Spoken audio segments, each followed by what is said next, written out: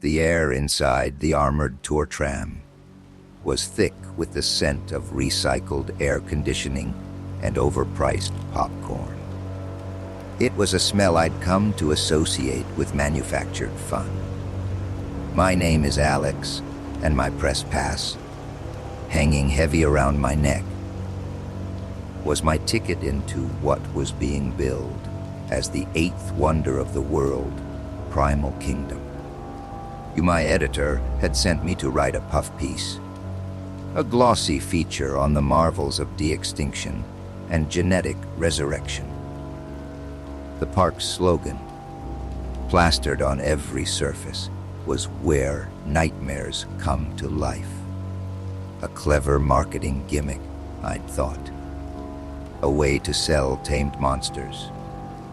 Our guide, a young woman named Maya with a practiced, bright smile and a cocky uniform that looked one size too big, was in the middle of her spiel. Her voice, amplified by the tram speakers, was a smooth, reassuring melody of corporate-approved facts.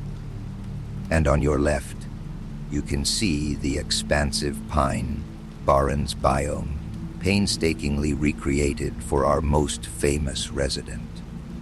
Though he's a bit shy, if we're lucky, we might just catch a glimpse of the one and only Jersey Devil. A ripple of excited murmurs went through the 24 tourists packed into the vehicle. I scanned the faces. There was a family of 3 in the row, ahead of me a father, Mark. You are my destiny, with the confident posture of a man who believed he was in complete control of any situation. His wife, Sarah, who clutched their young daughter's hand a little too tightly.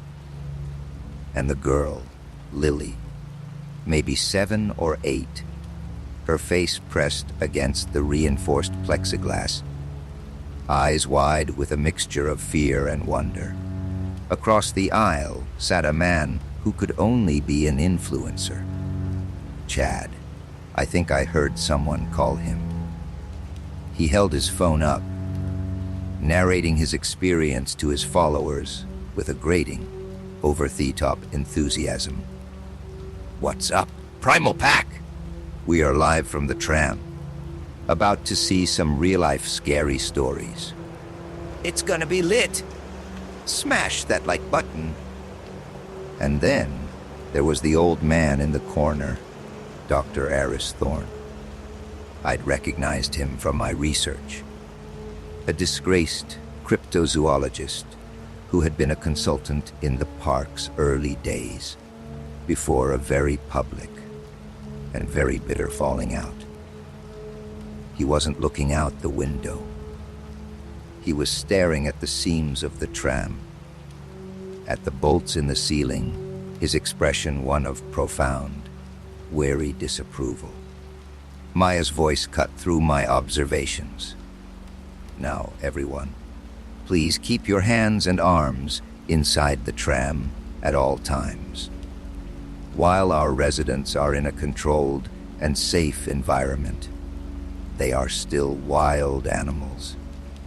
The perimeter of each biome is secured by a 10,000-volt electrified fence, so there's absolutely nothing to worry about. As if on cue, a flicker of movement caught my eye. Something dark and leathery darted between the skeletal pine trees. It was fast, a brown-gray blur of sinew and bone. It had a long, horse-like head, but its body was contorted, gangly, with enormous, bat-like wings that were folded tightly against its back. The Jersey Devil. It was smaller than the legend suggested, more like a starved deer with wings than a demonic steed. It paused for a second, turning its head. Even from 100 yards away, I could feel the malevolence in its dark, glassy eyes before it vanished back into the shadows. There he is, Chad yelled, fumbling with his phone. "Did you guys see that? Unreal." Mark, the father, put a reassuring arm around his wife. "See, Sarah, nothing to be scared of. It's just an animal, like a big goat with wings." Thorne muttered something under his breath. It sounded like, "You have no idea." The tram continued its slow, automated crawl along the track. We passed a sprawling, misty swamp designated as the bunyip's habitat and a rocky, arid canyon said to house a pack of chupacabras.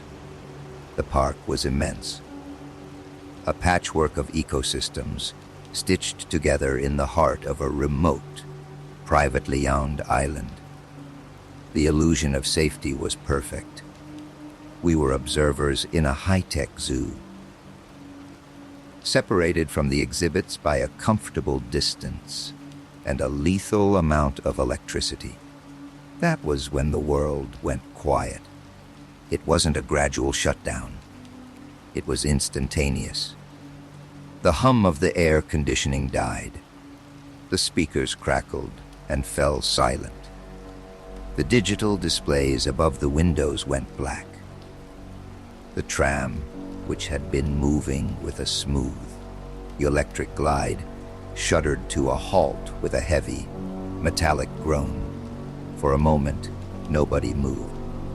We were suspended in a sudden, unnatural silence, broken only by the distant caw of some genetically engineered bird. Chad lowered his phone. "Oh. Hello? Technical difficulties." Mark scoffed.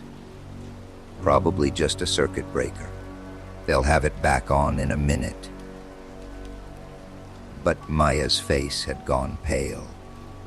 She was tapping frantically at a dead control panel on the dashboard, her cheerful guide persona dissolving into raw panic. No, this isn't. The backup generators should have kicked in. Cue my reporter's instincts kicked in, a cold knot of dread tightening in my stomach. I looked out the window, past the useless tram track, toward the perimeter fence of the Jersey Devil enclosure. The small, yellow warning lights that dotted the top of the fence, the ones that indicated a live current, were all dark, every single one. Dr. Thorne spoke, his voice low and steady, cutting through the rising anxiety in the tram. "The system is offline. Not a trip. A total failure. The grid is down." "What does that mean?" Sarah asked, her voice trembling as she pulled her daughter closer. Before Thorne could answer, a sound echoed from the Pine Barrens. It wasn't the sound of an animal. It was a high-pitched, piercing shriek, a sound of pure, unadulterated fury and freedom. It was the cry of the Jersey Devil, and it was much, much closer now. Then came the first thud against the side of the tram. Panic erupted. Chad screamed, a short, sharp yelp of disbelief. Lily began to cry. Mark shouted. "What the hell was that?" Another thud, harder this time, denting the metal panel just below my window. It was followed by a scraping sound, like claws on steel. I pressed my face to the plexiglass, peering down.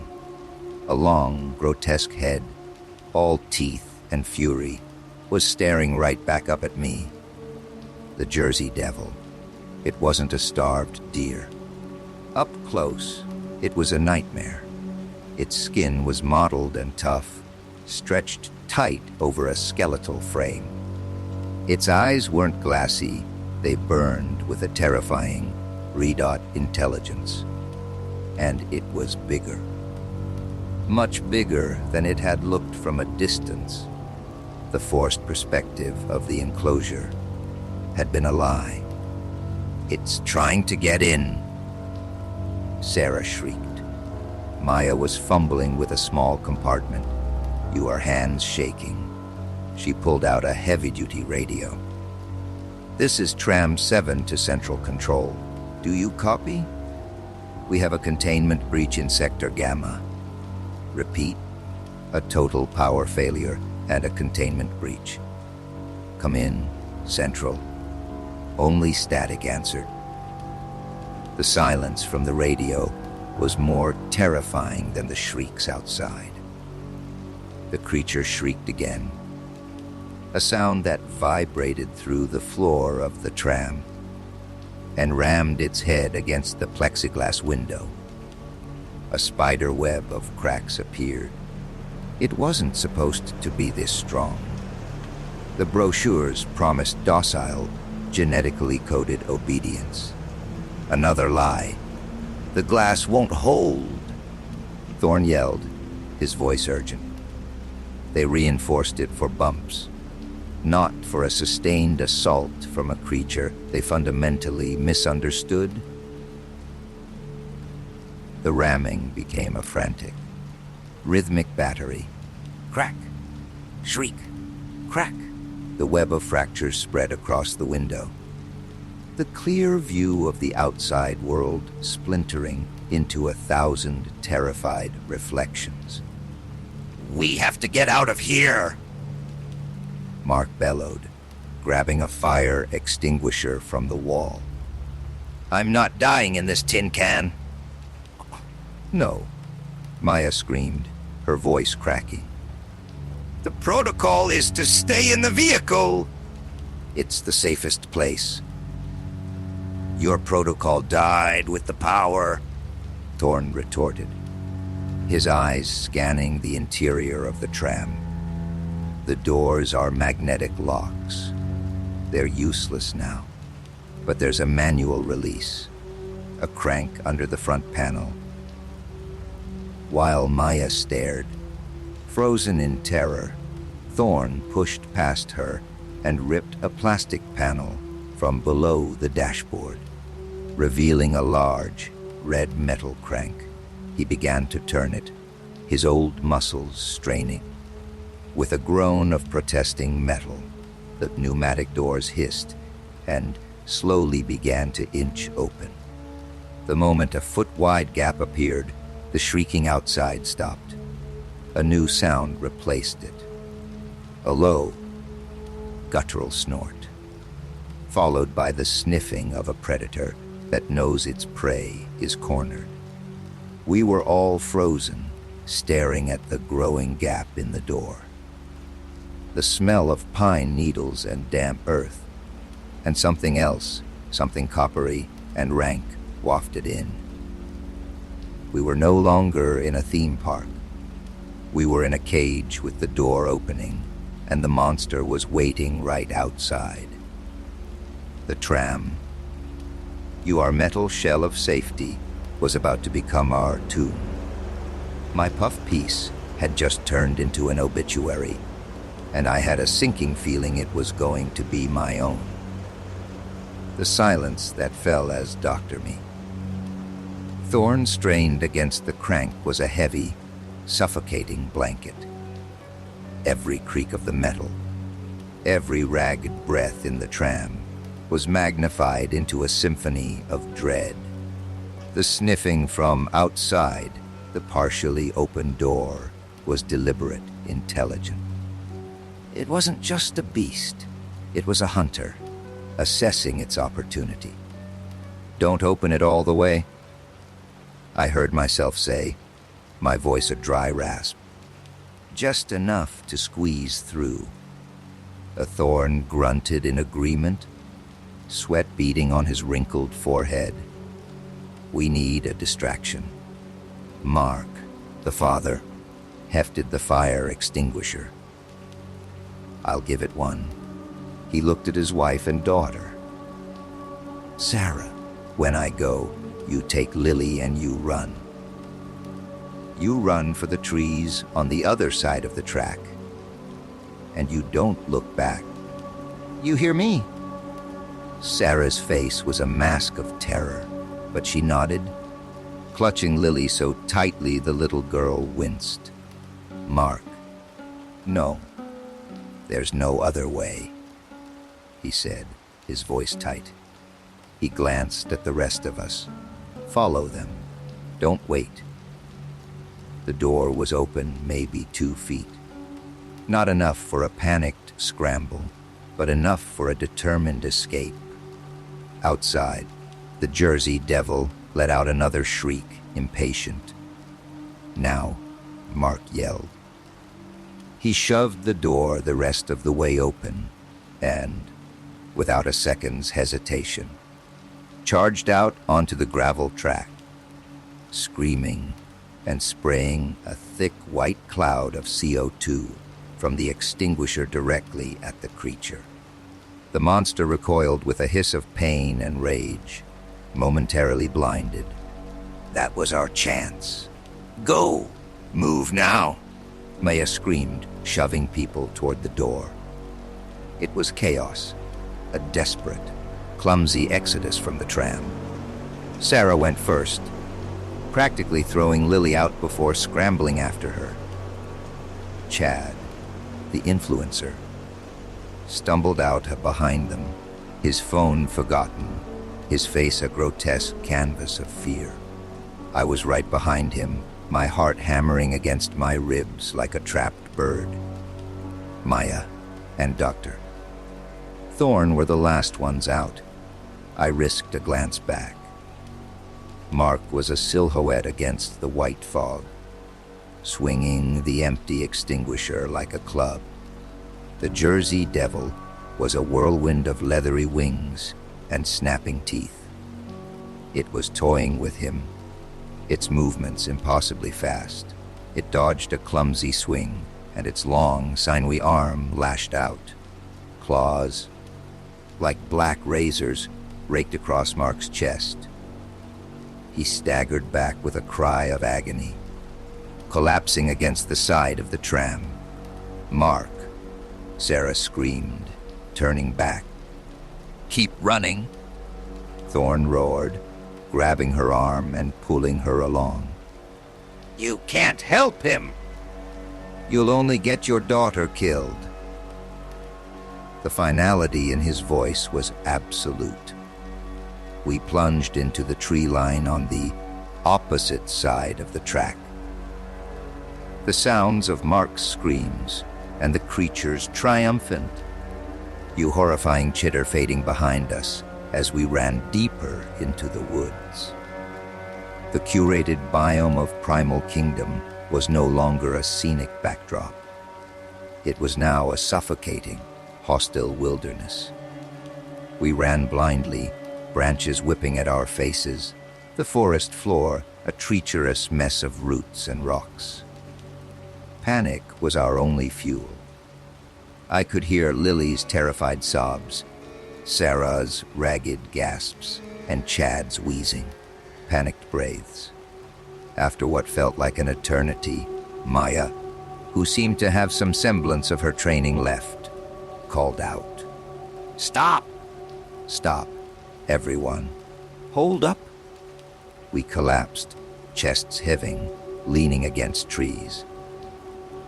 The immediate sounds of the attack were gone, replaced by the disquieting, amplified sounds of the forest. Every rustle of leaves, every snap of a twig, sent a fresh jolt of adrenaline through me. Sarah was inconsolable, her body racked with sobs. Lily was silent now, her small face buried in her mother's side, her eyes wide and vacant with shock. "He's gone," Sarah wept. "It killed him. Oh, God." "Mark." No one knew what to say. The brutal reality of our situation had crashed down upon us. This wasn't a ride that had broken down. This was a hunt, and we were the prey. Chad was hyperventilating, his back against a thick pine tree. What was that thing? It was supposed to be, the brochure said. The brochures were lies, Dr. Thorne said, his voice grim. He was scanning our surroundings, his eyes sharp and alert, missing nothing. Marketing. They bred them for spectacle. Bigger, faster. You more aggressive than the legends ever described. They were so preoccupied with whether or not they could. They didn't stop to think if they should. He spat the famous movie line with a venomous irony. What do we do? I asked, forcing the words out. My throat was raw. Where do we go? Maya, her face streaked with tears and dirt, took a deep, shaky breath, trying to regain some composure. There's a ranger station, about 2 miles northeast of here. It's fortified. It has its own solar power, emergency supplies, a long-range comms unit. If we can get there, we can call for help. Ha! 2 miles? Chad choked out. Through this, with that thing out there. It's our only chance, Maya insisted. The main visitor center is on the other side of the island. We'd never make it. The ranger station is our best bet. Dr. Thorne nodded slowly. The girl is right. We stay here, we die. We go back, we die. Our only option is forward. A new sound drifted through the trees, carried on the wind. It was a low, guttural barking, punctuated by high-pitched yips. It was a sound that instinctively set my teeth on edge. It sounded like a pack. What is that? Sarah whispered, her voice laced with a new layer of fear. Maya's eyes widened. The chupacabras. Their enclosure is. It was on the other side of the tram route, but with the fences down. They're pack hunters, Thorne added, his face grim. Relentless. They bleed their prey out. A much different threat than the devil. The devil is a territorial predator. It will likely stay near the tram, near its kill, for now. But these things, they roam. The barking grew louder, closer. They were on the move, and they were heading in our direction. We have to go, I said, urgency cutting through my fear, right now. We set off again, no longer running in blind panic, but moving with a desperate, fearful purpose. Maya took the lead, using a small, non-electronic compass she had on her keychain. Dr. Thorne was in the rear, constantly looking back, his senses on high alert. I found myself near Sarah and Lily, an unspoken, useless promise to help. The terrain was difficult. The curated forest floor of the biome was an illusion. In reality, it was a tangled mess. We stumbled through thick undergrowth, our progress painfully slow. Every shadow seemed to hold a threat. Every sound was a potential monster. The park's slogan echoed in my head. We're nightmares come to life. They hadn't just brought them to life. They'd perfected them. They had weaponized folklore and then lost control of the armory. And we were trapped inside. The barking of the chupacabras seemed to be keeping pace with us, a constant, terrifying reminder that we weren't alone. It was a sound that promised a slow, painful death. We were caught between a demon in the sky and a pack of devils on the ground. The sun was beginning to dip below the canopy, casting long, menacing shadows. The woods were growing darker. And I knew, with a certainty that chilled me to the bone, that the night would belong to them. You are my destiny. Our desperate trek through the artificial wilderness of Primal Kingdom felt like a descent into a primal hell. The curated forest was a labyrinth of fear, every familiar shape twisted into something menacing by the fading light and our overstimulated imaginations. The yipping barks of the chupacabras were a constant, unnerving metronome for our flight, sometimes seeming to fade, only to surge again from a new direction. They were flanking us, hurting us. Lily, the little girl, was surprisingly resilient. The initial shock had given way to a silent, white-knuckled terror. She didn't cry or complain, simply held onto her mother's hand and kept walking, her small legs pumping to keep up. Sarah, for her part, had channeled her grief into a fierce, protective shell around her daughter.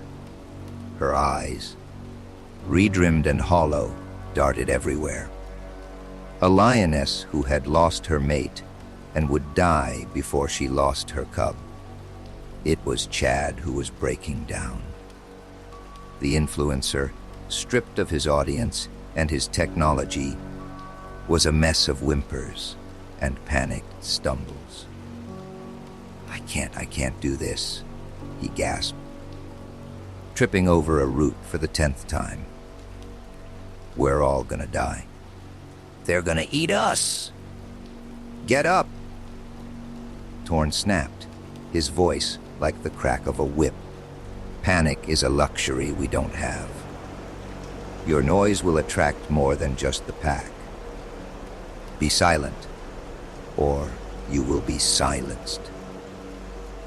The cold authority in the old man's voice was enough to jolt Chad back to his feet, though he continued to mutter under his breath.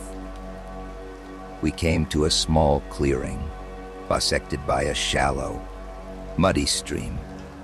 Maya held up a hand, signaling for us to stop. We crouched low in the underbrush at the edge of the trees. "You will have to cross here," she whispered, pointing. "The ranger station is on the other side of this ridge. Maybe another half a mile." Hope, fragile as it was, flickered in me. Half a mile. We could make it. But as my eyes scanned the clearing, I saw it. Movement. At the far side of the stream, something was slinking through the tall grass. It was low to the ground, its body lean and reptilian, covered in coarse, grayish-brown fur. It had a row of sharp spines running down its back and long, powerful hind legs. Its head lifted, sniffing the air, and I saw its face. Two large, glowing red eyes sat above a mouth full of needle-like teeth. A chupacabra. Then another one appeared beside it, and a third. A pack of at least a dozen emerged from the grass, their red eyes like malevolent embers in the twilight. They hadn't seen us yet, but they were directly in our path. "They're blocking the way?" I breathed, my heart sinking. "We can't go around," Maya whispered back, her voice shaking. "The terrain is too rough. It would take hours." "We don't have hours." The pack began to move. Fanning out along the bank of the stream, they were hunting, but not for us. One of them let out a sharp bark, and they all froze, their attention fixed on a thicket of bushes downstream. A small, deer-like creature. One of the park's genetically engineered herbivores. Broke from the cover and made a mad dash across the clearing. The chupacabras moved with a speed that was sickeningly unnatural. They were a blur of gray fur and red eyes converging on the hapless animal. The attack was swift, brutal, and horribly efficient. They didn't go for a clean kill. They swarmed it, your needle teeth tearing at its legs and flanks, bringing it down with a piteous bleat. They were bleeding it, just as Thorn had said. We watched in horrified silence as the pack descended upon its kill. The sounds of tearing flesh and crunching bone carrying across the clearing. Chad retched, muffling the sound in his shirt. "This is our chance," Thorn said, his voice a low, urgent whisper. "What?" I asked, looking at him as if he were insane. "They're distracted," he explained, his eyes fixed on the feeding frenzy. "Their focus is on the kill. We can slip past them if we're quiet. Use the stream. It will mask our sound and our scent." It was a terrifying gamble. To walk within 100 feet of a pack of feeding super predators. But he was right. It was the only way. Stay low, no sudden movements, and for God's sake, be quiet. Maya instructed, her guide training kicking back in.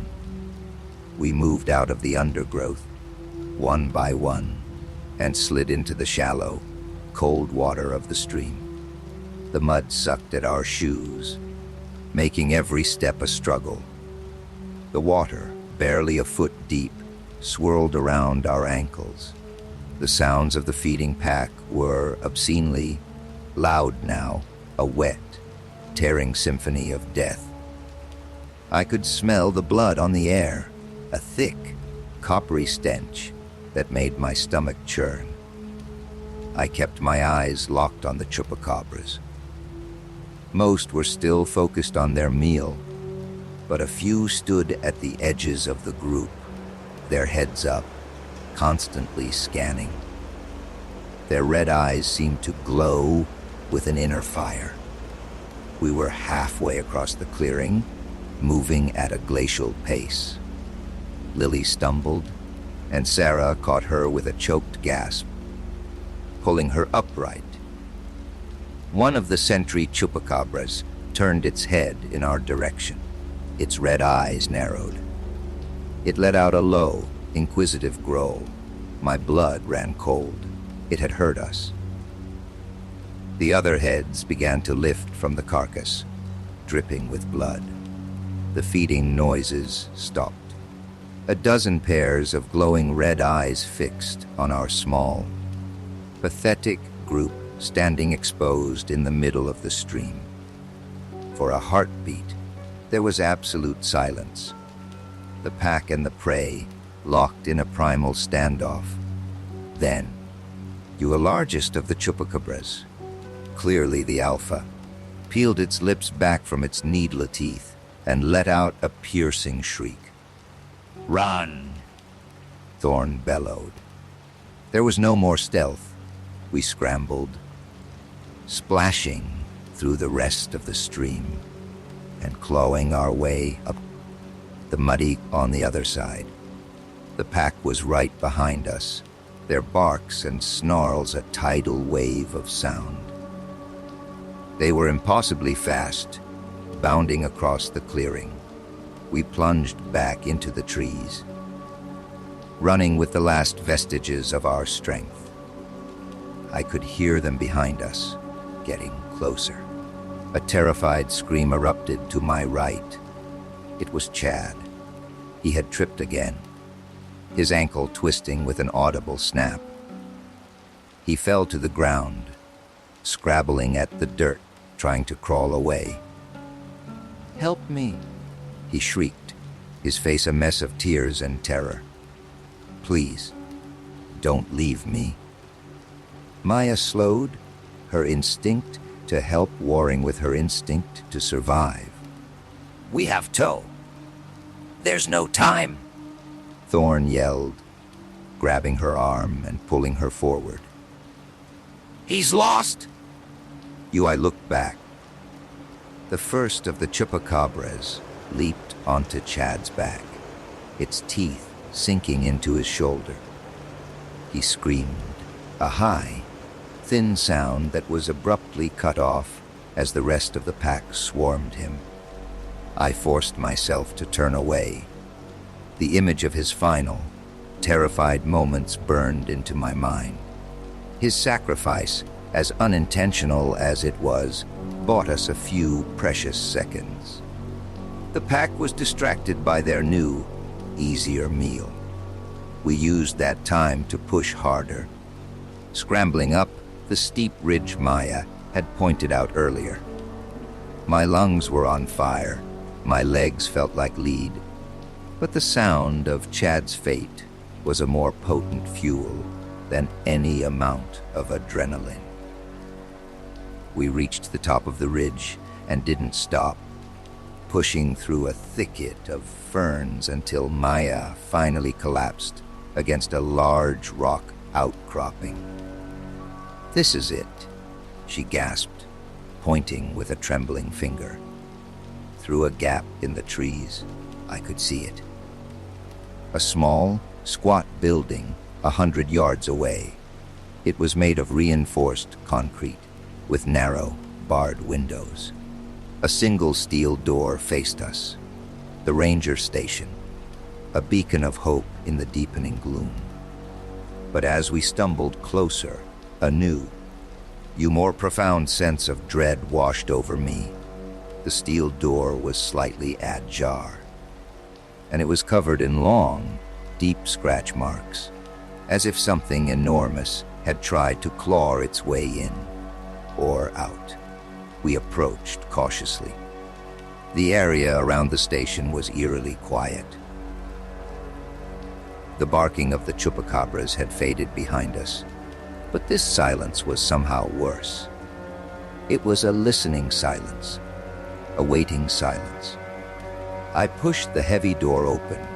It swung inward with a low groan. The inside was dark, smelling of dust and something else. Something fall like old meat. "Hello," Maya called out, your voice echoing in the small space. No answer. I found a light switch on the wall and flicked it. Nothing. The solar power she'd mentioned was either dead or offline. Sarah fumbled in her bag and produced a small keychain flashlight, its beam weak but welcome. She swept it across the room. The station was a single, large room with a kitchenette, a desk covered in papers, and 2 bunk beds against the far wall. It had been torn apart. The desk was overturned, the papers scattered. The cabinets in the kitchenette were hanging open, but it was the far wall that drew our attention. There were dark, brownish-red stains splattered across the concrete, concentrated around the bunk beds, and on the floor, a single, discarded ranger's boot lay on its side. "Oh God," Sarah whispered, covering Lily's eyes. Dr. Thorne walked slowly toward the desk, his face a grim mask. He knelt, picking up a clipboard from the floor. He angled it toward Sarah's flashlight. "What is it?" I asked. He was silent for a long moment, reading. Then he looked up at us, his eyes filled with a horror that surpassed everything we had seen so far. "This was the primary observation post for Specimen W," he said, his voice barely a whisper. "Specimen W?" Maya asked. "What is that?" "That wasn't on any of the official Cryptid rosters." "No," Thorne said, his gaze distant and terrified. "It wouldn't have been. It was their crown jewel, their biggest secret. A creature so dangerous, so unstable. They never intended to put it on the public tour. They kept it here, in the deepest, most remote part of the park. He paused, taking a shaky breath. The Algonquin tribes had a name for it, a spirit of the lonely places, a malevolent entity born of cannibalism and madness. He held the clipboard out so the light could catch the top of the page. It was a specimen log. The title, printed in bold, official font, read SPCEN Disiginentin Wa Indigo. Suddenly a sound from outside made us all freeze. It was a soft, whistling sound, like the wind moving through the pines. But the air was still. The sound grew louder, and then it resolved into something disturbingly familiar. It was a voice, a man's voice, calling out from the darkness. "Hello, is anyone out there? I'm hurt. Please, help me." It sounded just like Mark. The inside of the ranger station felt like a tomb. The air was cold and stagnant, thick with the smell of old blood and a lingering animal musk. Mark's voice, or the perfect imitation of it, echoed from the darkness outside, a ghostly lure that sent shivers down my spine. Sarah gasped, her hand flying to her mouth. "Mark," she whispered, a wild, desperate hope warring with terror in her eyes. She took a step toward the open door. "No," Thorn and I shouted in unison. I grabbed her arm, pulling her back from the doorway. "That's not him, Sarah," I said, my voice low and urgent. "He's gone. You know he's gone." "But it sounds just like him." She sobbed, collapsing against me. "It's a mimic," Thorn explained, his face ashen in the dim flashlight beam. "It's one of the Wendigo's hunting traits. It learns the voices of its victims. It uses them to draw out others, to sow confusion and fear." He looked toward the door, his expression one of pure dread. "It knows we're in here." The voice called out again, its tone shifting to one of desperate pleading. "Sarah! Lily! I'm here! I got away! Please! Open the door! It's still out there!" Lily, who had been silent, let out a small whimper. "Daddy." The word was a dagger in the heart of the room. Sarah held her daughter tighter, shaking her head, tears streaming down her face. "No, baby, no. That's not Daddy." We had to get the door closed. Working together, Thorn and I pushed the heavy steel door shut. It settled into its frame with a deep, resonant boom. I fumbled with the lock, a heavy sliding bolt, and rammed it home. We were sealed in, for now. We stood in the oppressive darkness, listening. The voice outside stopped. For a long, tense minute, there was only the sound of our own ragged breathing. Then came a new sound, a soft, inquisitive scratching at the door. Not the frantic clawing of the Jersey Devil, but something slower, more deliberate. The scratching was followed by a low, guttural snuffle. The sound of a massive creature sniffing at the seams of the door, testing for weakness, tasting our scent on the air. "It's just waiting," Maya whispered, her back pressed against the far wall. Thorn was frantically shuffling through the scattered papers on the floor with the flashlight. "There has to be something here. Logbooks, research notes, anything that tells us how to deal with this thing." He found a thick, leather-bound journal under the overturned desk. It was a ranger's log. He flipped through the pages, his finger tracing the lines of frantic, deteriorating handwriting. "Listen to this," he said, and began to read aloud. Day 47. Specimen W is exhibiting increased mimetic behavior. It's begun mimicking the patrol radio chatter perfectly. Scared the hell out of Henderson when it called his name. Corporate says this is a sign of high intelligence. I say it's a sign of pure malevolence. He flipped a few more pages. Hair, day 52. The creature is getting faster. We clocked it at over 50 miles per hour in a short burst. Its skeletal frame is deceptive. The musculature is impossibly dense. It broke through the reinforced observation glass last night. Just punched through it. We're reinforcing the station. I don't think it will be enough. A heavy thud against the door punctuated his reading, making us all jump. It wasn't an attack. It felt more like the creature was leaning against the door, testing its weight. Thorne continued, his voice strained. This is the last entry, day 60. It got Henderson. He went out to check the perimeter fence after the last storm. We heard him scream, and then we heard his voice calling for us to come out, that everything was fine. We know it's a trap. We're sealed in. The power is fluctuating. The supplies are low.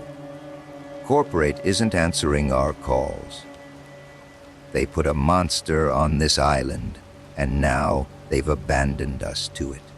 It doesn't just hunt to eat. It hunts for sport. It enjoys the fear. God help us. It's getting dark. The entry ended there. The rest of the page was blank. We were living the Ranger's final days. A new sound started, a soft, rhythmic tapping on one of the barred windows. Tap, tap, tap. It was methodical. I crept closer, trying to peer through the narrow slit. All I could see was darkness. Then, a voice whispered from right outside the window. It was Chad's voice. Perfect, down to the last quivering intonation of fear. "Guys, let me in. I got away from them. Please. I'm bleeding. Let me in." We knew he was dead. We had seen it. But the mimicry was so flawless, it sowed a seed of insane doubt. It was a psychological attack, designed to break us. "Don't listen," Thorne warned, his voice a low growl. "It's playing with us." The tapping stopped. A moment later, we heard a tremendous crash from the roof. A deep, groaning sound of stressed metal followed. "It's on the roof," Maya stammered. "It's trying to find another way in." We were trapped. The station, our only hope for sanctuary, had become a coffin. The creature was a patient, intelligent predator, and it was taking its time, dismantling our hope piece by piece before it dismantled us. I swept the flashlight beam around the room, desperate for anything, any tool, any weapon. My light fell on a metal locker in the corner, its door slightly ajar. I hurried over and pulled it open. Inside were a few pieces of equipment. A flare gun with 2 cartridges, a large, heavy-duty wrench, and a first aid kit. It wasn't an arsenal, but it was something. I grabbed the flare gun and the wrench, handing the wrench to Sarah. "Here," I said, "just in case." She took it, her hands trembling, but her grip was firm. She was done being a victim. A loud, tearing sound came from the ceiling. A shower of dust and insulation drifted down. A long, bone-white claw, impossibly thin and sharp as a scalpel, punched through the metal roof and the ceiling tiles. It was followed by another and another. The creature was literally tearing the roof off. "We can't stay here," I yelled. "It's coming in." "There's nowhere to go," Maya cried, her composure finally shattering. "We're trapped. Doctor." Thorn was looking at a map of the park on the wall, his face illuminated by the shaky flashlight beam. "No," he said, his voice suddenly filled with a desperate conviction. "Maybe not. Look." He pointed at the map. "The ranger station is here. The main control center for the entire park is there." He indicated a spot about a mile away, at the base of a large hill. It's a subterranean bunker, the central hub for all park operations, including the primary power grid. If we can get there, we can do more than just call for help. We can reboot the entire system, get the main gates open, a mile through the dark, with that thing hunting us. It was a suicide mission, but it was better than waiting here to be torn apart. The rending sound from the roof grew louder. A large section of the ceiling groaned and buckled inward. A monstrous head, long and narrow like a deer's skull, but with rows of needle-sharp teeth and burning, intelligent eyes peered down into the room.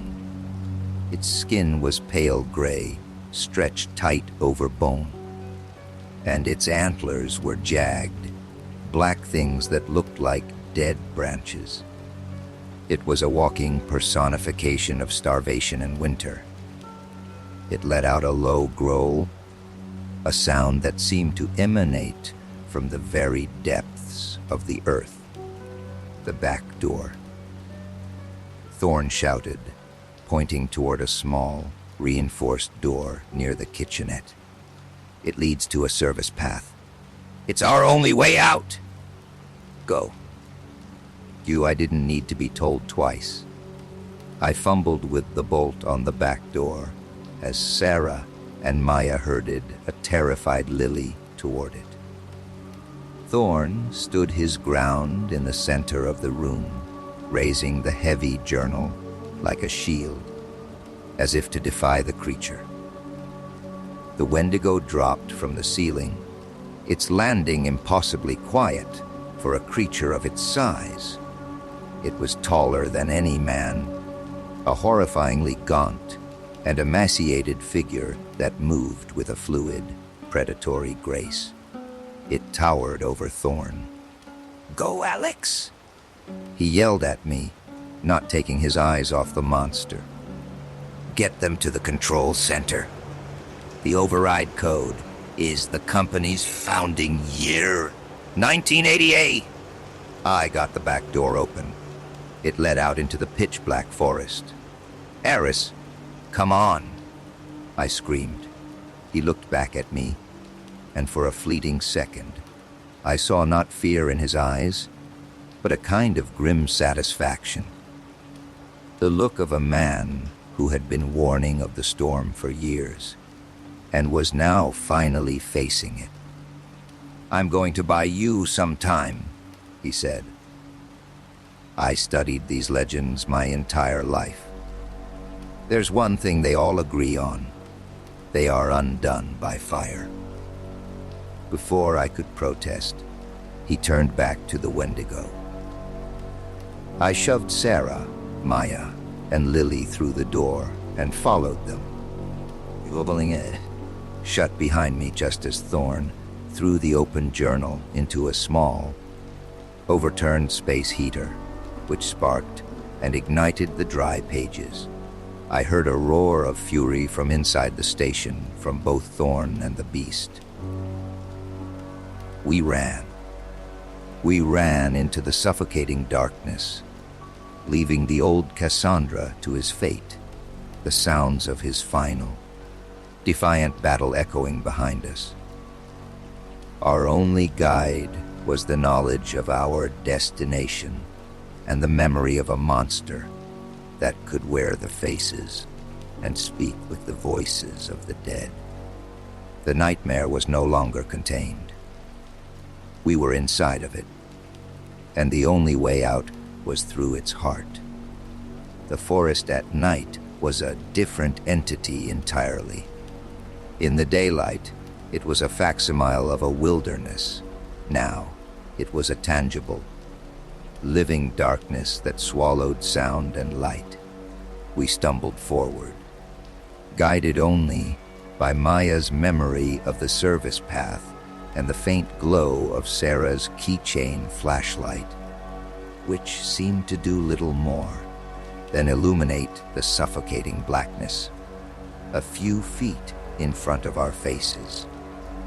The sounds from the ranger station faded behind us, replaced by the frantic pounding of our own hearts and the rustle of unseen things in the undergrowth. Dr. Thorne's sacrifice had bought us time, but we all knew it was a temporary reprieve. A creature that could tear through a concrete building wouldn't be delayed for long. "This way," Maya whispered, her voice tight with strain. She pointed to a barely visible trail, to a path more felt than seen. The path follows the ridge line. It should take us straight to the control center's access tunnel. We moved in a tight, terrified huddle. I took the lead, armed with the uselessly small flare gun. Sarah and Lily were in the middle, and Maya brought up the rear. Every snap of a twig, every hoot of some nocturnal bird, sent a jolt of pure ice through my veins. The air itself felt heavy, watchful. I couldn't shake the feeling that we were being observed by more than just the Wendigo. From the corner of my eye, I saw a flash of movement in the sky above the canopy. I looked up, and my breath caught in my throat. Two large, glowing red circles were hovering there, unblinking, like embers from a celestial fire. They watched us for a moment, then blinked out, disappearing as silently as they had appeared. "Mothman," I breathed. Maya looked up, her face pale. Thorne said it was an omen, a harbinger of disaster. "The disaster is already here," I said grimly. "Maybe it's just here for the show." The thought was somehow more chilling than the idea of it being a threat. To be a spectacle for a creature of legend, our desperate struggle for survival nothing more than a passing curiosity. We continued on, the silence stretching our nerves to the breaking point. The path began to descend, the ground becoming rockier. We were approaching the base of the hill Maya had mentioned. Suddenly, Lily, who had been a silent passenger in this nightmare, tugged on her mother's hand. "Mommy," she whispered. "I hear singing." We all froze, listening. At first, I heard nothing but the wind. Then I caught it, a faint, lilting melody drifting through the trees. It was a child's nursery rhyme, sung in a sweet, innocent voice. It was the most terrifying sound I had ever heard. "Lily, baby, what do you hear?" Sarah asked, her voice trembling. "Twinkle, twinkle, little star." Lily whispered back, her eyes wide. The singing grew louder, clearer. It was coming from the path ahead of us. It was the Wendigo. It had learned a new trick. It had taken the most innocent sound imaginable and twisted it into a tool of psychological warfare. It was trying to lure Lily. "Don't listen," I said, my voice harsher than I intended. "It's not real. It's the monster." We pressed on, the sweet, horrible melody a constant companion. It seemed to come from all directions at once, an omnipresent horror that followed us through the dark. It was relentless. The path opened into a small, man-made clearing. In the center, set into the base of the hill, was a set of heavy, steel blast doors. This was it. The entrance to the control center. A keypad and a biometric scanner were set into the concrete wall next to the doors. Both were dark and lifeless. "The power's out here, too," Maya stated the obvious, her voice hollow with despair. "We can't get in." "There has to be a manual override," I said, running my hands over the cold steel of the doors. "A system like this has to have a fail-safe." My fingers found a small, recessed panel near the bottom of the door. I pried it open with the end of the wrench. Inside was a large, circular valve, like one you'd see on a submarine. It was clearly the manual release. I put all my weight into it, trying to turn it. It wouldn't budge.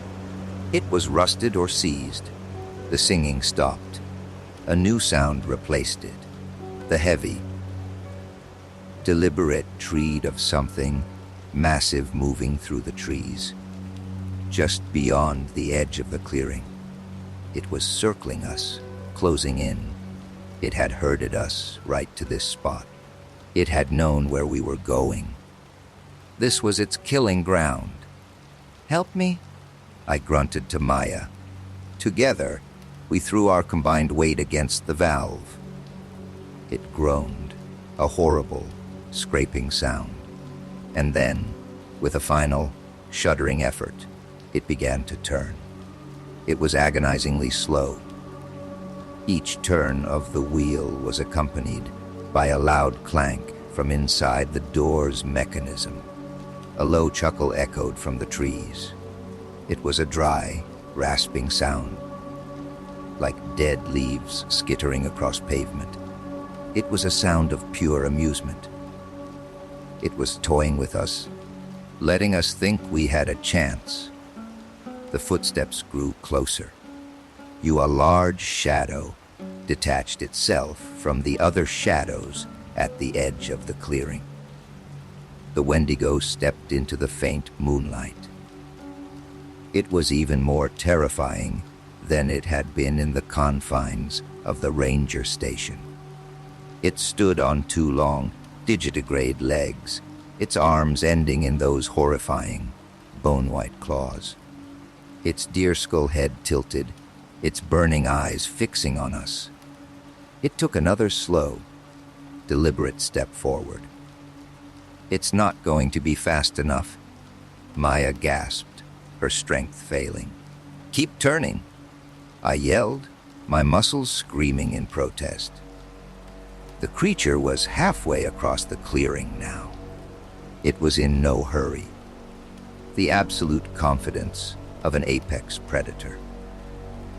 Sarah stood between the creature and her daughter, holding the heavy wrench like a baseball bat.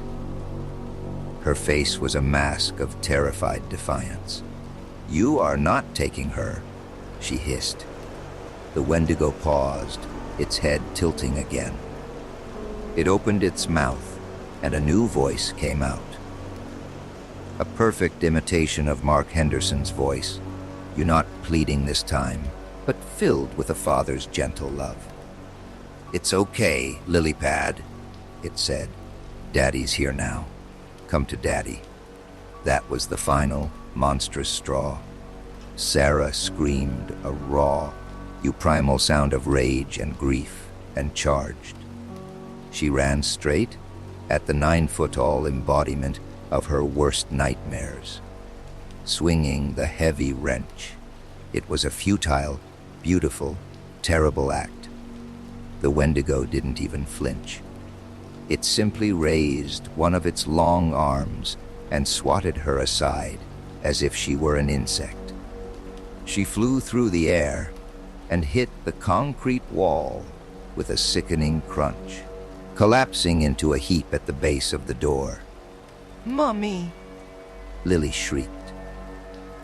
The creature took another step toward the little girl. Something inside me snapped. The fear was still there, a cold, hard knot in my gut, but it was overshadowed by a white-hot rage. I let go of the wheel, grabbed the flare gun from my belt, and aimed it at the monster's chest. "Hey!" I screamed. The Wendigo turned its head, its glowing eyes locking onto me. I pulled the trigger. With a loud thump, the red flare shot across the clearing and embedded itself in the creature's chest. It didn't seem to do any damage, but the brilliant, burning magnesium ignited its dry, parchment-like skin. The creature shrieked, a sound that was no longer a mimicry, but its own, pure voice of agony. It was a sound that split the sky, a noise of shattering glass and grinding stone. It was the sound of a god in pain. It thrashed wildly, its long limbs flailing as the fire spread rapidly across its torso. It had forgotten us completely, consumed by its own fiery demise. "The door!" Maya screamed. I turned back to the wheel. With the adrenaline of rage and terror coursing through me, I gave it one last, mighty heave. With a final deafening clank, the locking mechanism disengaged. The blast doors slid open about 3 feet, revealing a dark, cavernous tunnel beyond. I ran to Sarah. She was alive, but barely. A dark stain was spreading across her shirt, and her breathing was shallow. I scooped her up in my arms. She was terrifyingly light. "Maya, get Lily?" I yelled. Maya grabbed the shell-shocked little girl and pulled her toward the entrance. I followed, carrying Sarah's broken body.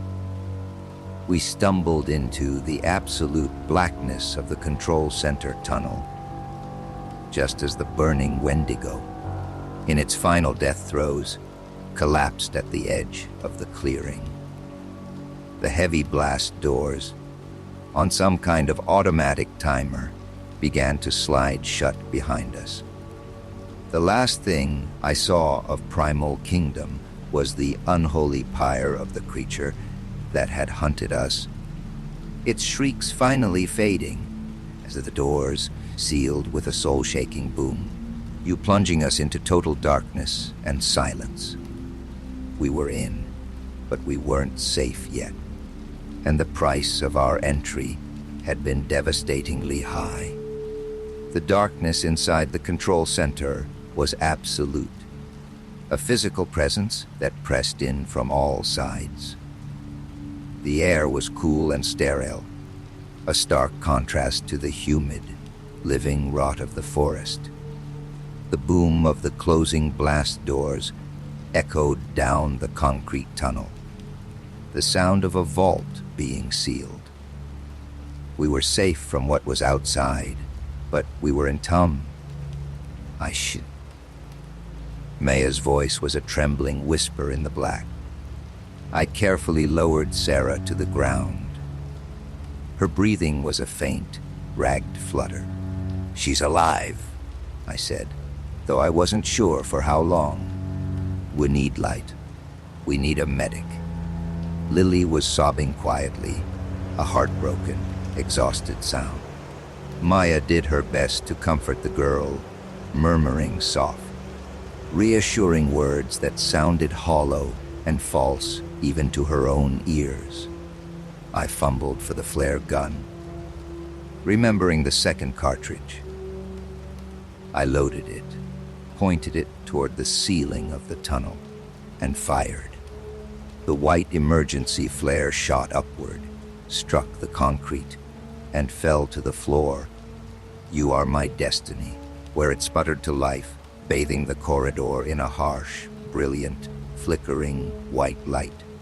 We were in a long, descending hallway. Emergency lights were set into the walls, all of them dark. Thick bundles of cables ran along the ceiling. At the far end of the corridor, maybe 50 yards away, was another steel door. The main control room should be through there, Maya said, her face stark and pale in the flare's light. The emergency power controls have to be in there. I knelt beside Sarah. In the brilliant, dancing light, I could see the extent of her injuries. Her side was soaked in blood, and one of her legs was twisted at an unnatural angle. She was barely conscious. Her eyes fluttered open, finding mine. "Lily," she rasped, her voice barely audible. "She's okay." "Sarah," I said, my own voice thick with emotion. "She's safe. We're all safe." A faint, sad smile touched her lips. "Mark," she whispered, and then her eyes closed. Her chest rose and fell, and then was still. I stayed there for a moment, kneeling in the flickering light, the silence of the tomb pressing in. There was nothing I could do. Nothing any of us could have done. The park had taken everything from this family. The flare began to die, its brilliant white light sputtering, turning to a dull, angry red before finally extinguishing itself, plunging us back into absolute blackness. The image of Sarah's still form was burned onto the back of my eyelids. "What can't stop?" Maya said, her voice sounding stronger, hardened by the latest tragedy. "We'd do this for them, for all of them."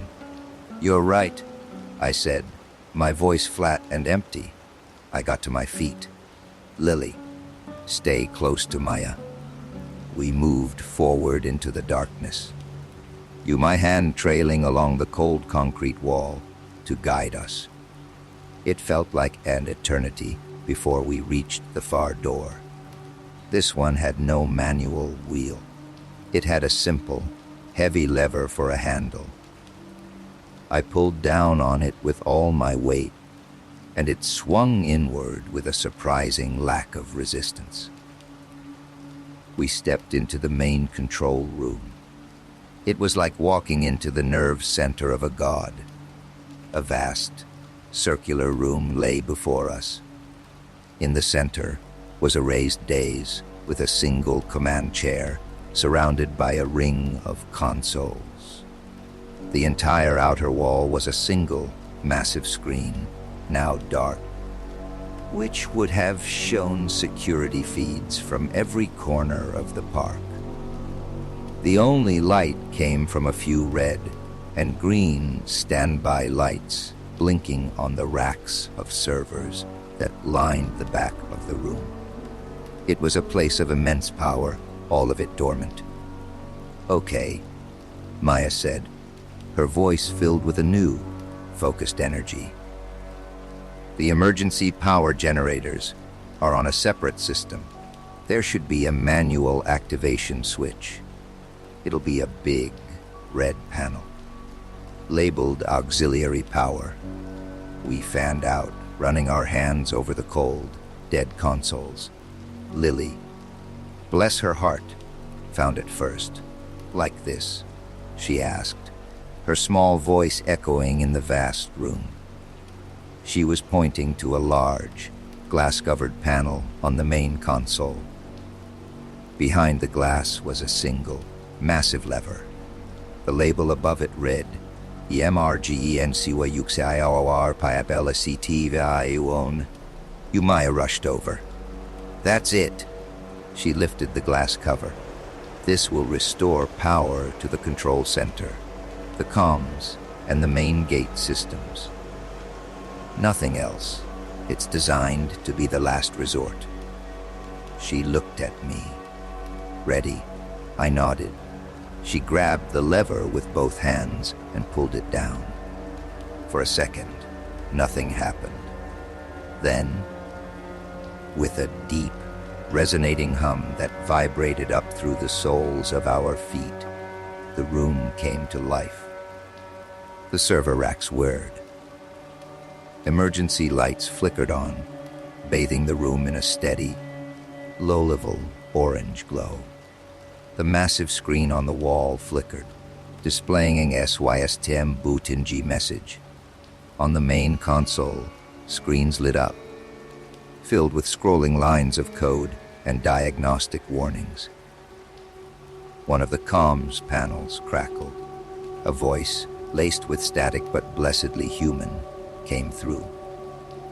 Is anyone there? This is Coast Guard Sector 7, to any Primal Kingdom personnel. We have been unable to raise you for hours. What is your status over? Maya lunged for the microphone. This is Maya Torres of Primal Kingdom. We have survivors! The park systems are down! The containment has failed! We are in the main control center! We need immediate evac! Repeat, we need immediate evacuation. The voice on the other end was clear now, the relief palpable. Acknowledge, Primal Kingdom. We are tracking your signal. We have a chopper in the air. ETA 15 minutes. Can you get to the main helipad? Over. Negative. Negative, Maya said frantically. The park is not secure. The creatures are loose. Our only way out is the main gate. Can you guide us? Stand by. The line was quiet for a moment.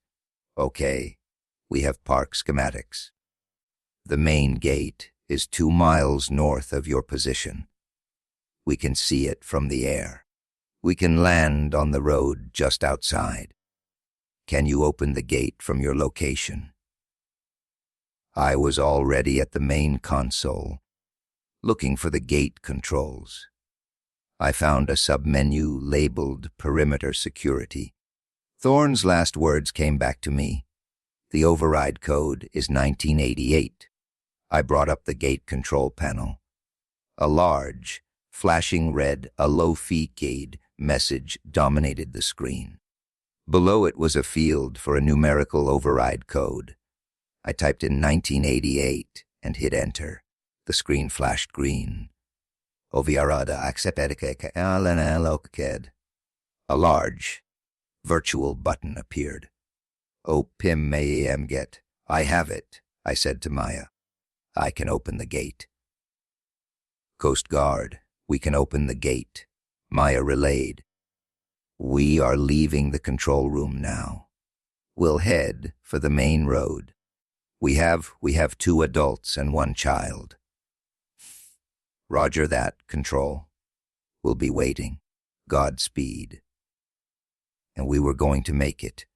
A wave of disbelief and overwhelming relief washed over me. We were actually going to get out of this alive. I looked at the massive screen on the wall.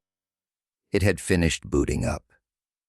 Security camera feeds began to pop into existence, filling the screen with a patchwork of silent, black-and-white images from all over the park.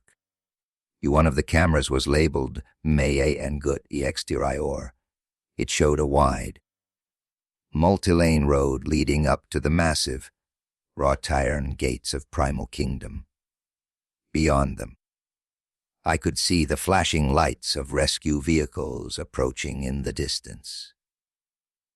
freedom. And then I saw the other feeds. A camera from the Pine Barrens showed the Jersey Devil, perched atop the wreckage of our tour tram, its form silhouetted against the moon. Another, from the swamps, showed a huge, dark shape with glowing eyes sliding into the murky water. The Bunyip, a feed from the rocky canyons, was a writhing mass of movement. The Chupacabra pack, dozens of them, were on the move, streaming out of their noseless enclosure. And then my eyes fell on a camera feed labeled the Fisisuar Ser Pieze. My blood ran cold.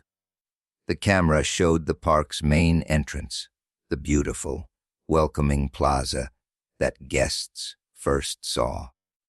It was a scene of utter carnage. Bodies were strewn across the decorative paving stones, and moving among them were more creatures, things we hadn't even seen. A massive, shaggy beast that walked on its knuckles, a shadowy, wolf-like creature with fur as black as night. They had all gotten out. My God, Maya whispered, seeing what I was seeing. It wasn't just our sector. The failure was park-wide. They're all out. Then, one final camera feed blinked to life. It was a low-angle camera from the service corridor, just outside the control room. It was pointed at the blast doors we had just come through. The body of Sarah Henderson lay still and silent on the concrete floor. As we watched, a long, bone-white, three-fingered hand reached into the frame. It gently, almost tenderly, touched Sarah's face. Another hand appeared. The creature we had set on fire, the Wendigo, was not dead. It pulled itself into the camera's view. Its body was a charred, blackened ruin. Much of its flesh had been burned away, revealing the impossible, skeletal structure beneath. But it was alive, and its eyes, those two burning embers of pure malice, were glowing brighter than ever. It looked directly into the camera, directly at us, and then it spoke. Its voice was a horrifying, rasping fusion of every voice it had ever stolen. Mark Chad, the park ranger, all of them speaking as one. "You can't leave," it rasped. On my console, a new message flashed on the screen, overriding the gate controls. He external suestem kekyo enitid. The OPN mamayan gate button turned gray. It was inaccessible. "What's happening?" Maya cried. "It's in the system," I said, my voice numb with disbelief. "That thing, it's not just a mimic. It's intelligent. It must have accessed a terminal in the ranger station. It learned. It's locking us in." The creature on the screen turned its attention from the camera to the blast doors. It placed its charred hands on the seam and began to pull. The thick, reinforced steel groaned and began to buckle. It was coming for us, and it was sealing us in here with it. The park's slogan, our grim companion through this whole nightmare, came back to me one last time. Where nightmares come to life. The creators had no idea how true that was. They had created a monster, and in their hubris, had given it the keys to its own private kingdom of hell, a kingdom it was now determined to share with us forever.